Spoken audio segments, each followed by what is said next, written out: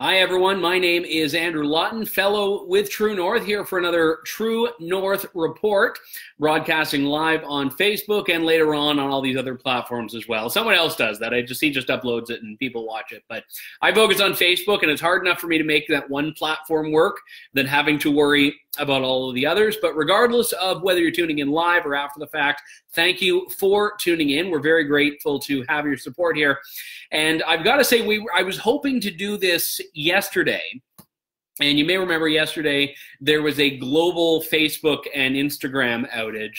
And I was like ready to go live. I was excited. I had my coffee. I had my water. I had, all these tabs open. I had been researching for 3 hours. I had done 27 push-ups. Okay, I didn't do any push-ups, but I mean, I thought about doing, warm-up push-ups, and was all ready to go, and then hit go live, and nothing happened.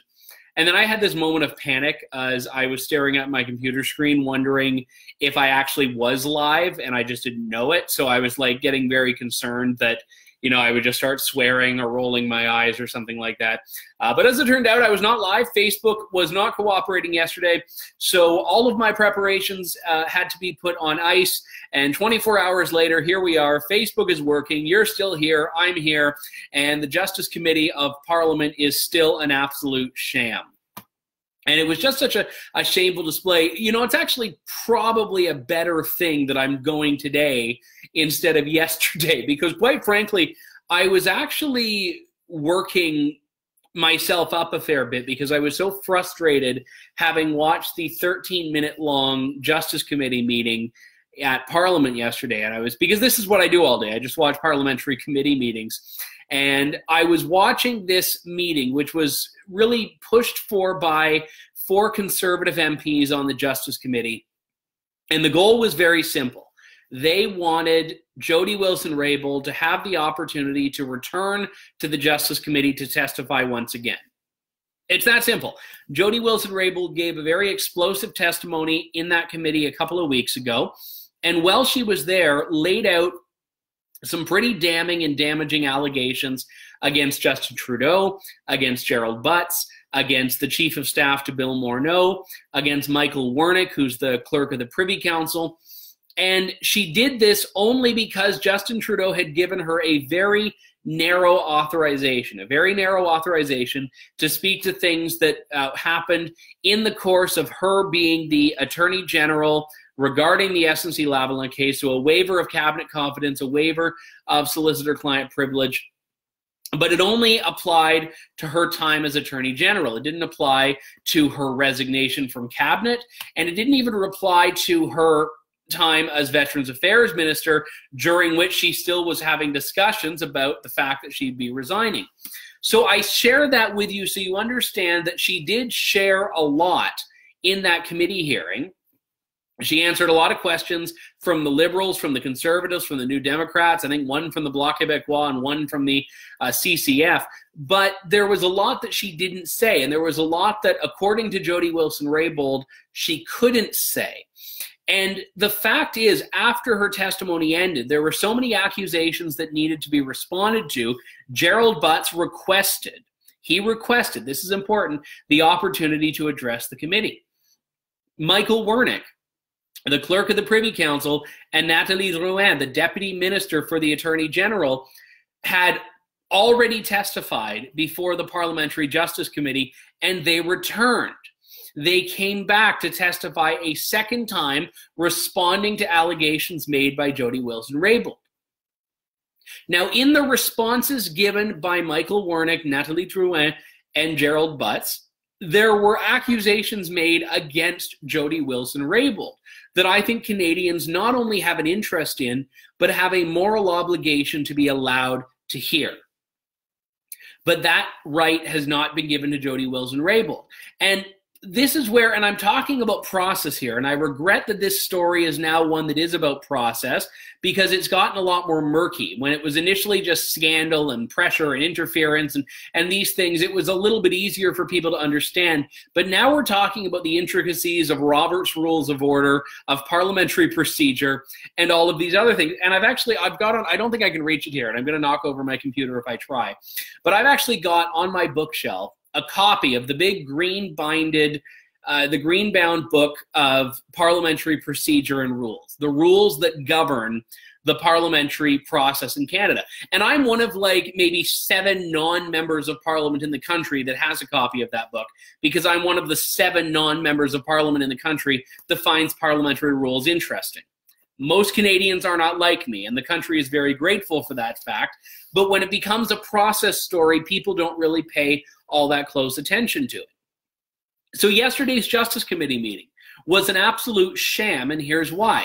Because Pierre Poilievre, the Conservative member of Parliament from, I believe, Nepean-Carleton or Ottawa West Nepean, it's one of the two, put forward a motion that the committee calls on Jody Wilson-Raybould to testify once again. He puts forward this motion. It was going to lose. I hate to say it, but it was going to lose. It was going to lose most likely because the Liberals, which dominate the majority of the committee, have been voting as a bloc throughout this entire scandal. So Iqra Khalid and El Assassi from, I forget his first name, I think it's Ahmed Assassi from Toronto, and these people, they're voting as a bloc. They're not letting anyone get through. Randy Boissonneau, same thing. So what happened is Pierre Poilievre introduces this motion. He speaks to it. This became a bipartisan effort. The NDP spoke in support of this motion. And what happens? They're midway through the debate. And a Liberal member of Parliament, who's not even a regular fixture at that committee, steps up and says, I introduce a motion to adjourn. Pierre Poilievre has introduced the motion. They're debating the motion. They haven't yet voted on it. And the Liberal says, motion to adjourn. We're going to talk about this on the 19th. Motion to adjourn. I'm done here. And what happens? Point of order is called by Pierre Poilievre. Point of order is called again. The chair of the meeting, who, again, I thought was actually doing a very good job at being the chair during the testimonies and the questioning of Jody Wilson-Raybould, Gerald Butts, and Michael Wernick. I thought Anthony Housefather was doing a very good job in that role. But yesterday he participated in what the Conservatives and the NDP rightfully and justifiably called a cover-up, despicable, and a sham, because it was all of those things. So he allows this to be voted on. Not Pierre Poilievre's motion, but the Liberal motion to adjourn. And the motion carries because, of course, the Liberals vote as a bloc to adjourn, which means that the meeting was shut down like 13 and a half minutes after it started because the Liberals decided to have a hissy fit because the Liberals didn't want to get to the bottom of it. The Liberals do not want truth.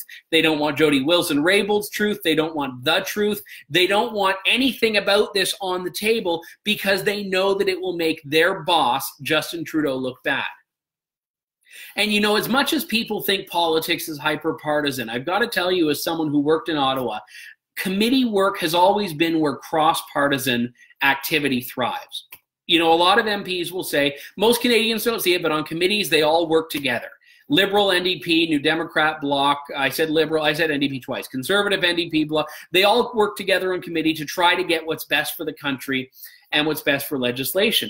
But the Liberals have put an end to that. The Liberals put an end to that. They've created in committee this little Mean Girls clique where they're the ones that get to run the show. And if someone wants to even bring a witness in that they don't approve of, they're not just going to vote against it. They're going to shut down the meeting so it can't even be discussed. This is what they did yesterday. They didn't just vote against Jody Wilson-Raybould. They voted to stop talking about the possibility of Jody Wilson-Raybould being asked to come back. This is them not just opposing an outcome, but them even opposing debate of an outcome, which is such a disgusting thing. And again, I say so-called Justice Committee. At this point, they have to put justice in quotation marks because no justice is actually being sought here. This is a committee that's been tasked with investigating and getting to the bottom of the SNC-Lavalin affair. And instead of getting to the bottom of it, they're more interested in burying it. They don't want to dig, they want to bury. So when the Conservatives shout that it's a cover-up, they could not be further from a lie in saying that. That is exactly what this committee meeting became. And I had other things that I was doing. I wasn't, staring at my computer screen watching it. I was listening to it. And in the arguments, I'm listening to it. And I had to do a double take, and I had to watch the video a second time because I hear motion to adjourn, and I'm like, oh, wait, did I just fall asleep and woke up and they've already done it? No. The motion to adjourn came halfway through the discussion on the motion to bring Jody Wilson-Raybould back. So here's what's needing to happen now. Justin Trudeau needs to waive solicitor-client privilege and cabinet confidence for a longer period of time. But even if he does that, the committee still needs to allow her to speak in that capacity.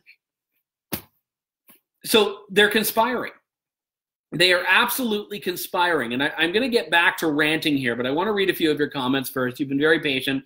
Blaine writes, hey. Well, hey, Blaine, to you as well. Debbie writes, we have to keep this going. Nothing good comes easy. You're very right. And, I wrote a column that was published today in Looney Politics, which you should go check out. But the point that I make in the column is that I think that now that this has become a process story, people in the general public in Canada are going to lose interest or are already losing interest in it. And I fear that is probably meaning that Justin Trudeau will escape on this one. But yes, the antidote to that is people not letting them get away with it. People continuing to put the pressure on. David writes, there's an oxymoron in those words, Justice Committee. Yeah, in all honesty, this idea of justice is no longer a priority to the so-called Justice Committee. Corey writes, the Liberals are afraid of her. Yeah, and, in the title of this video, I actually say, what are the Liberals afraid of? Did I say that? I meant to say that. Yeah, I think I said that. I tried a couple of titles, and I ended up with what are the Liberals afraid of? Because, in all honesty, and I made a joke in my video yesterday of that old Jack Nicholson line, you can't handle the truth. But in all honesty, maybe the Liberals can handle it. They certainly don't want it. I mean, they're actively sabotaging the very idea of truth. They are not interested in getting to the bottom of it. They just aren't. They aren't interested in it. Thomas writes, if they cared about our country, they would seek the truth. And Daniel writes, it's shameful. Kay writes, this guy, Francis Drouin, was a special assistant to Dalton McGuinty for 4 years. Here's the Wikipedia excerpt. He was a special assistant to Ontario Premier Dalton McGuinty, then joined as a government relations firm as a communications consultant. So Kay points out, I think very accurately, that not only did this guy work for Dalton McGuinty, which is, if you're an Ontarian, you know how bad that is. If you're not in Ontario, well, be grateful for it. But then he was a government spin doctor, which look, I know a lot of people that work in government communications. I don't fault them for that. But the guy who did this, Francis Drouin, again, not even a regular member on this committee, was not there for the questioning of Jody Wilson-Raybould, was not there for the questioning of Michael Warnick, was not there for the questioning of Gerald Butts, but magically shows up to do a motion to adjourn, as though he's some sort of, procedural superhero that just flies in and says, hey, you down there, stop that meeting, and then he flies on. I mean, this guy thinks he's the Superman, saving Canadians from the punishment of actually investigating something, which is just such a gong show and such a farce that this is, again, what passes for, and I'm going to keep going back to the air quotes, justice. Thomas writes, you're doing a great job at True North. Well, thank you very much. Maurice writes, it is a dictatorship and a cover-up. It's funny, I don't like using terms like dictatorship lightly, and I don't think that this meets the description of a dictatorship. But it is interesting how dictatorially these committee meetings have been run. And look, I'm not going to look back and say conservatives haven't taken advantage of this and other liberal governments haven't as well. Because quite frankly, if you've got a majority government, that means in most parliamentary committees, you also have a majority. But the part that I'm trying to establish here is that it's about the spirit of these things. Even if committees are typically dominated by the majority party in parliament, committees are also the place where bipartisan, tripartisan, quadripartisan, and panpartisan, and transpartisan, and all of these things. Transpartisan's when you cross the floor, I think. But all of these things are where workers come together and work for the good of the country. Committees are not meant to be partisan. And I know that if you have a life, like most Canadians, unlike me, you don't watch these all day. I don't watch them all day, but when I do watch them, it's actually great. Whether it's marijuana legislation or other things, people work across the aisle. So even if other parties have taken advantage of this in the past, or the Liberals have in the past, in this particular context, the Justice Committee is not analyzing, which sections of the criminal code we're going to take a comma away from. The Justice Committee is investigating a matter of great importance and significance to Canadians. And the Justice Committee is supposed to be, when presenting itself in an investigative capacity, independent from the whims and whimsy of the government. And they're not. They're not doing that. They're actually acting as an agent of the government, which is certainly in their purview. They are Liberal MPs. I don't expect them to no longer be Liberals, but you would hope that they would put on their independent hats and say, we're focused on the truth. And to go back to the Jack Nicholson line, you can't handle the truth. You either can or can't, doesn't matter. You don't want the truth. They don't even want to know it. And this is why it's such an unfortunate and quite sickening display. And, the point I made in my Looney Politics column, and if you're not a Looney Politics subscriber, it's not affiliated with True North, but I write there. Lots of other great writers do. You can use my last name, Lawton, and get a discounted subscription to read my piece today and every piece. But the thing is about that column that I'll share a brief snippet of you with, I said that the public relations side of this, so the Liberals blocking Jody Wilson-Raybould, makes people like me, who have the parliamentary rule book to the House of Commons on my bookshelf, mad. But the average Canadian's not watching the Justice Committee. The average Canadian doesn't care about this stuff, or doesn't have time to care about it because they're working, raising their family, feeding their family, all of that stuff. But the problem is that if Jody Wilson-Raybould testifies again, it's very likely that that will break through the Ottawa bubble. Average Canadians will see it. Average Canadians will, like the first time she testified, be outraged about it.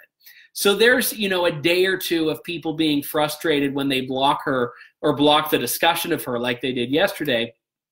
But that is still less politically damaging than the other side, which is letting her testify and then potentially having 2-3 weeks of people talking about it. And, it's not that long before we get to the point where it's the summer and politicians are campaigning and all of that stuff.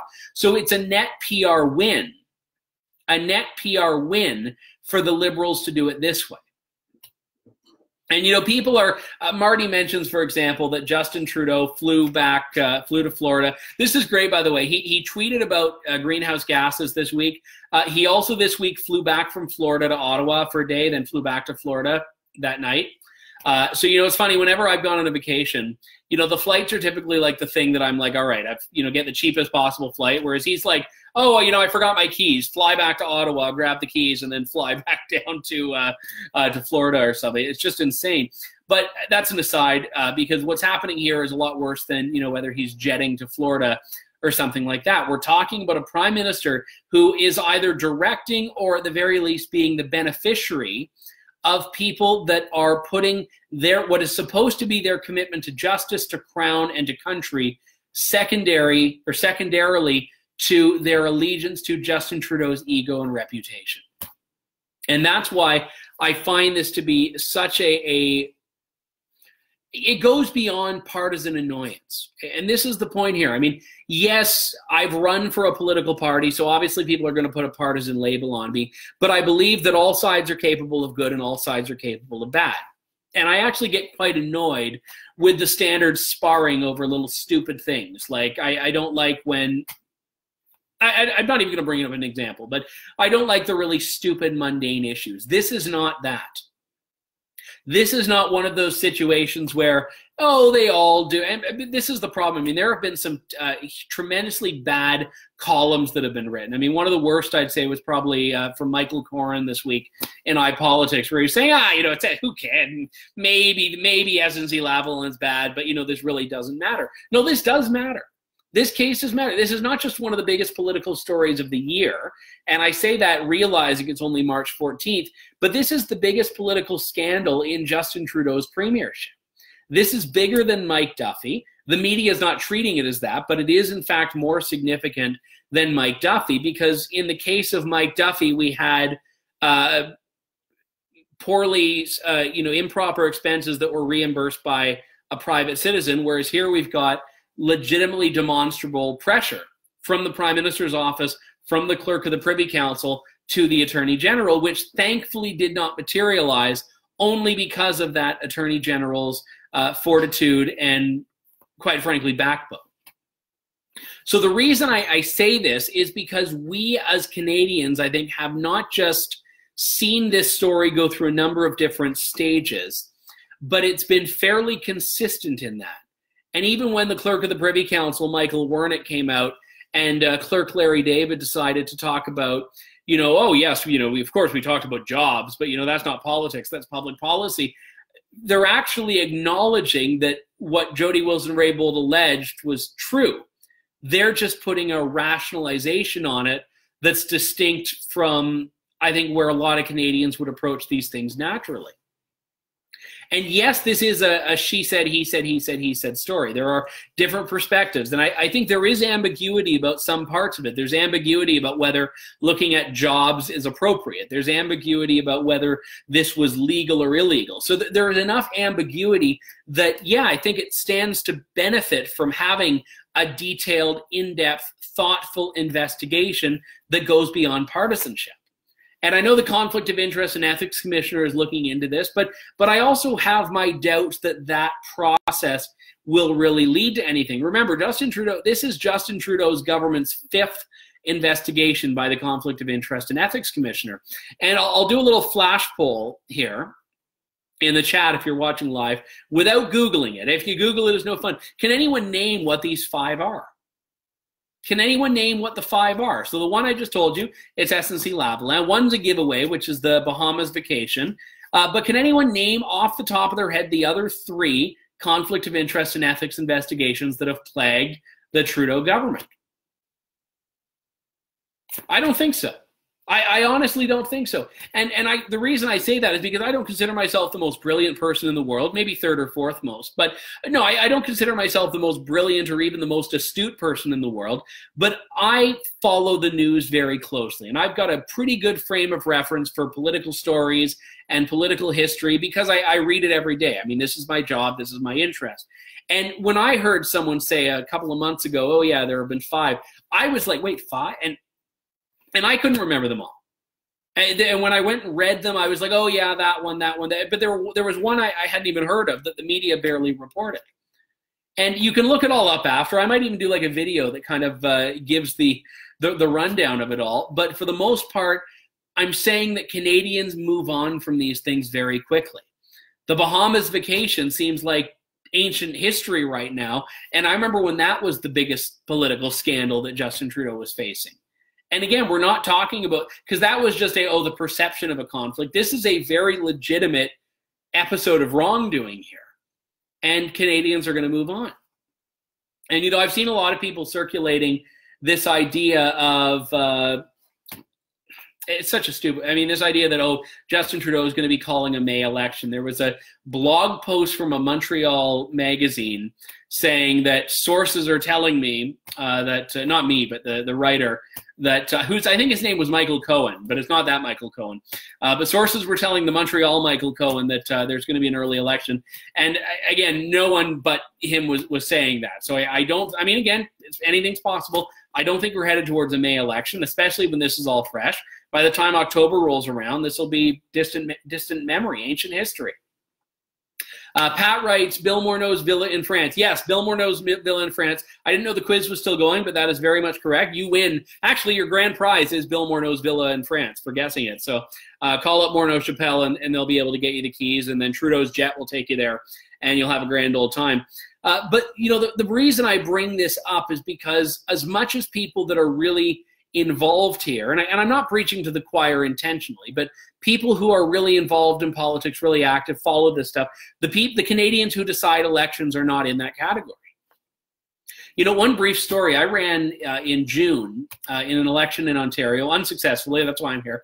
And the thing is, as much as it was great fun talking to people, and my team knocked on 21,000 doors in the course of the campaign, it was actually disheartening in some ways that educated, affluent, smart, friendly, nice people, you'd reach them, the day before the election, literally the day before the election, and say, oh, wonder if I can count on your support. I haven't thought of it yet.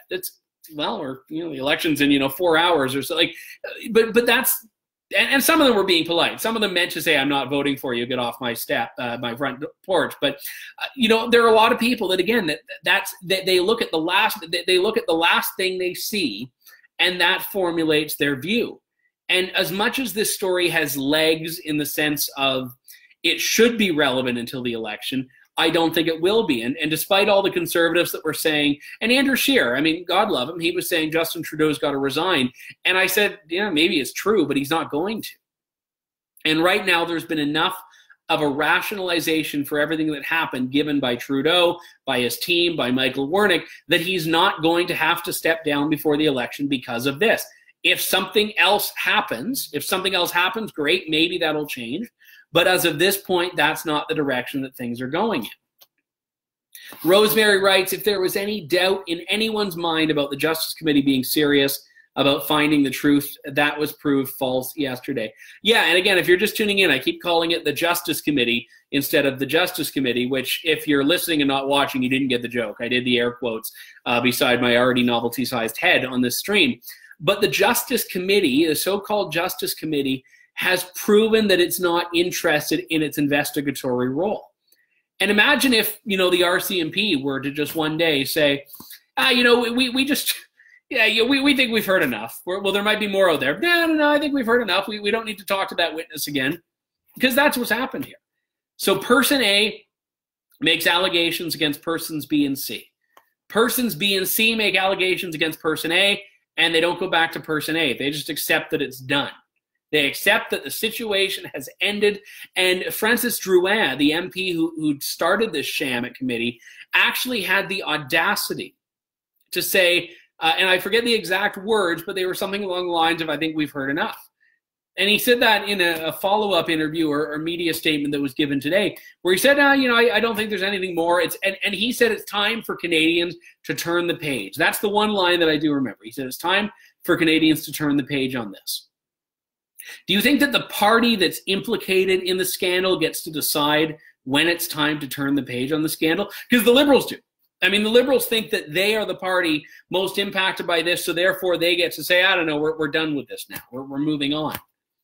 Again, that's great. To use the RCMP analogy again, the RCMP beats on someone's door. Take Felicity Huffman and Lori Laughlin right now. They're Felicity Huffman's on $250,000 bail. Lori Laughlin's on $1 million bail. They were late arresting her in the college admission scam because she legitimately was on the yacht with the chairman of the board of the school that her daughter got into. So talk about serendipity there. But again, they just go to police. It's time for us to turn the page on this. You've heard enough. Stop listening. Stop looking. Stop talking to people. It's time to turn the page on this. Don't investigate me anymore. You can't write this. Like, people wouldn't believe you if you were to write this because it is so unbelievable. But this is what's passing for justice in Canada. This is what's passing for justice here. And, a lot of people, and my colleague here at True North, Leo Knight, who's absolutely tremendous on these issues, he's an ex-RCMP officer, ex-Vancouver police officer, and he was talking about the fact that it's very possible from the letter of the law that the law was broken here. And the RCMP will not confirm whether it is or is not investigating. And look, I just hope someone is actually investigating.